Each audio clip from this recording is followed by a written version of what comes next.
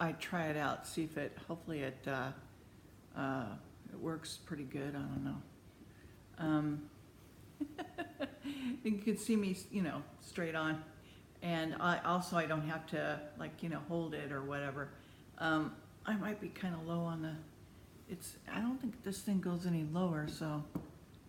Well, I got it for my, I got the stand for my guitar, so I can just kind of look at the music and not have to, worry about seeing it and, and holding it on my lap, with my little iPhone here is what I use, I mean, look in comparison to how much bigger the iPad is.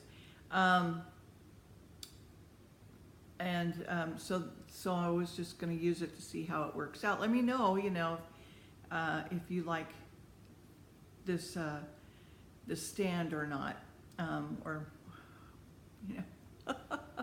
I'm getting ready to go fly out to Colorado, and I wanted to get some chapters into the from the Swedenborg book that I've been reading, and I won't be back on air until next week. So if you don't see me for a couple of days, that's the reason why.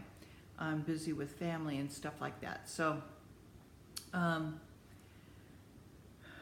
okay, we last stopped on page 101 and talking about the angels and God.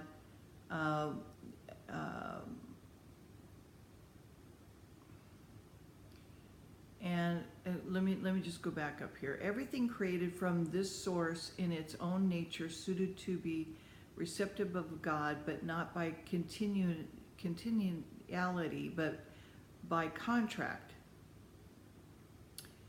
But by contact. Sorry, union comes through contact, not through continuity.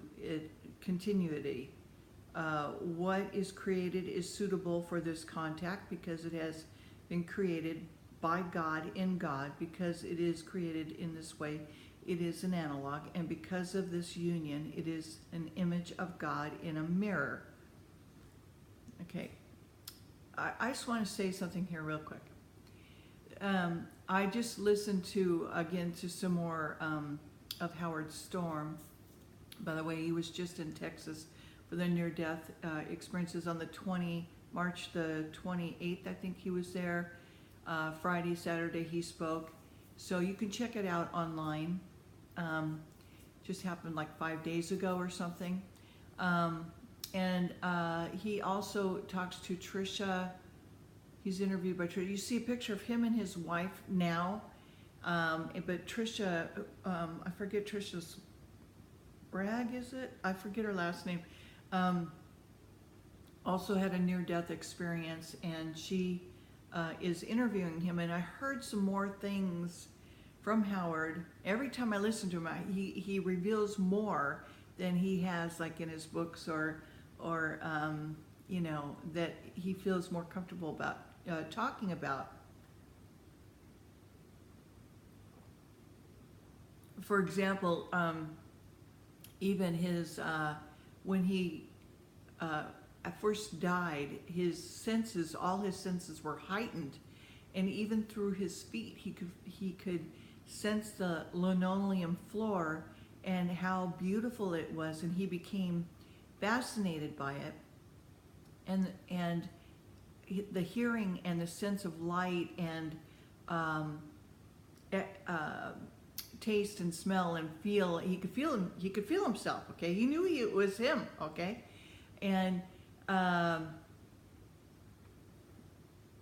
so those are kinds of like little gems that he doesn't talk about necessarily in the book. He might say my senses were heightened, but he goes into the detail, like he could sense the linoleum through his feet.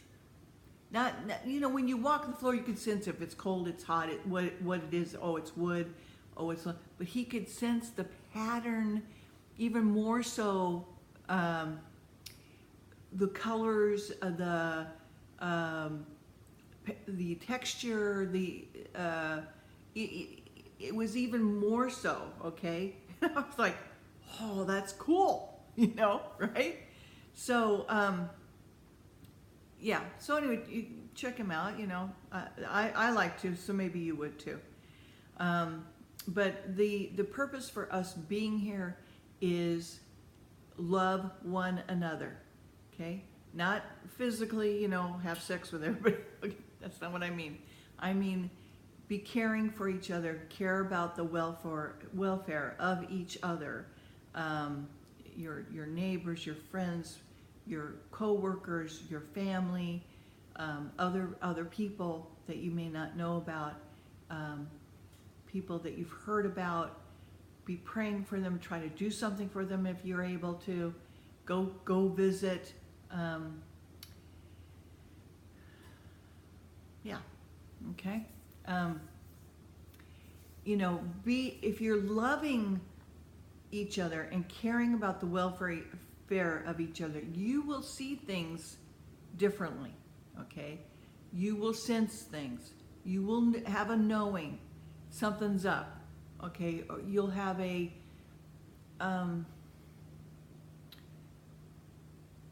you get out of yourself and you're hearing what the other person is saying, and you enjoy them. Find something about the person that you love, so that you can be loving and give to that person. Every person you meet, from the person at the grocery store to, your family member, to your husband or wife or your partner or whoever that may be. Your children, okay? Your grandkids. Your best friends, give them what they need. When you're loving, you're out of yourself, then you're paying attention to serving them, okay? And yeah, so, okay, all right. That's the way that we change the world.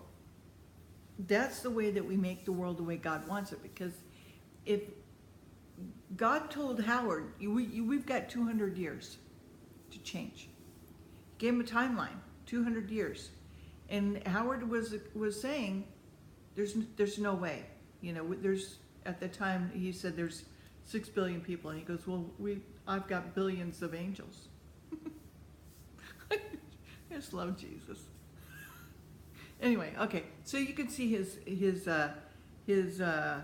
video for yourself. I won't reveal everything. All right, so getting back to Swedenborg, okay, 101. This is why angels are not angels in their own right, but are angels by virtue of their union with divine human one. The union depends upon their acceptance of what is divinely good, what is divinely true. What is divinely good and what is divinely true are God, and seem to emanate from him even though they are within him.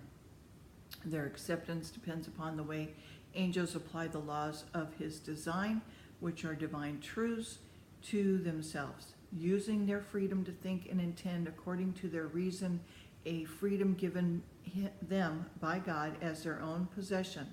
This is what enables them to accept what is divinely good and divinely true in apparent autonomy. And this in turn is what makes people the mutual element in their love, for as already noted, love is not real unless it is mutual. It is the same with us here on earth. All this enables us finally to see that everything in the created universe is a vessel for the divine love and wisdom of the divine human one. There are many things that need to be said about levels of life and levels of vessels of life before I can give an intelligible explanation of the fact that other things in the universe, things that are not like angels and people, are also vessels of the divine love and wisdom of the divine human one. For example, things below us in the animal kingdom, things below them in the plant kingdom, things below them in the mineral kingdom. Union with them depends on their functions. All useful functions have their only source in related union with God. That is, however, increasingly dissimilar depending upon its level.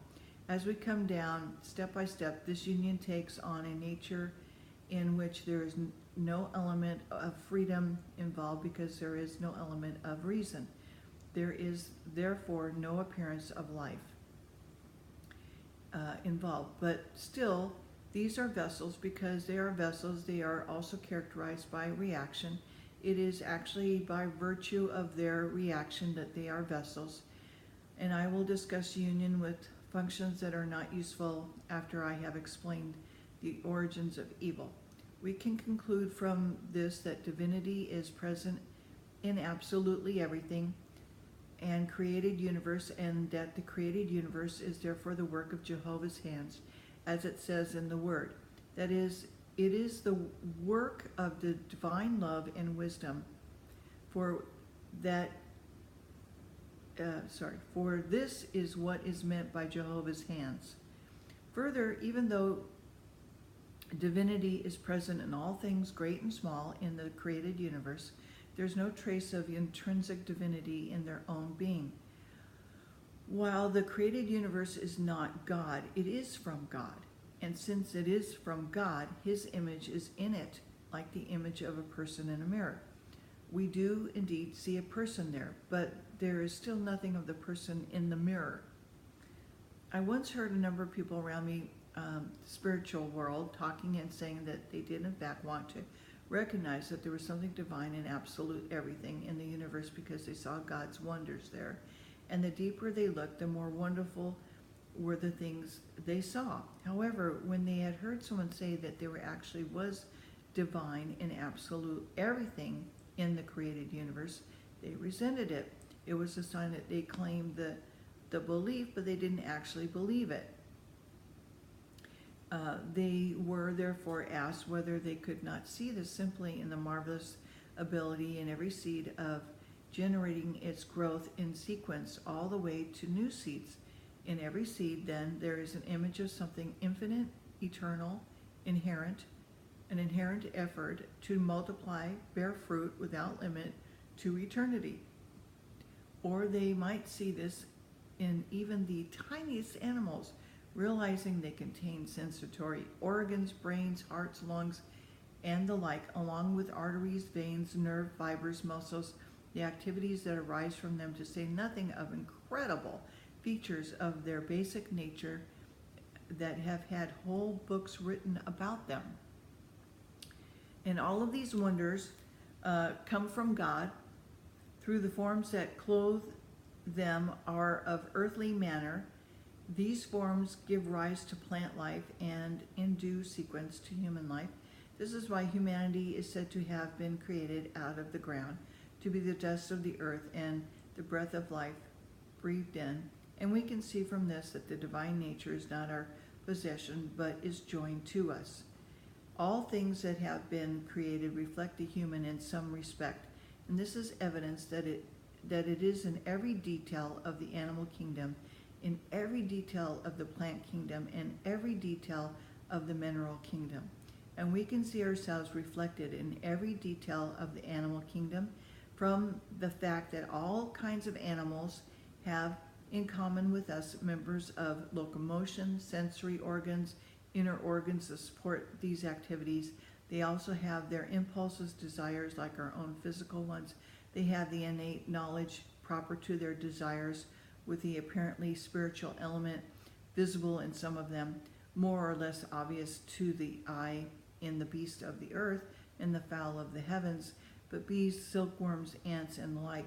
This is why merely earthly-minded people regard the living creatures of this kingdom as much like themselves, lacking only speech. Okay, I'm going to stop there. So, I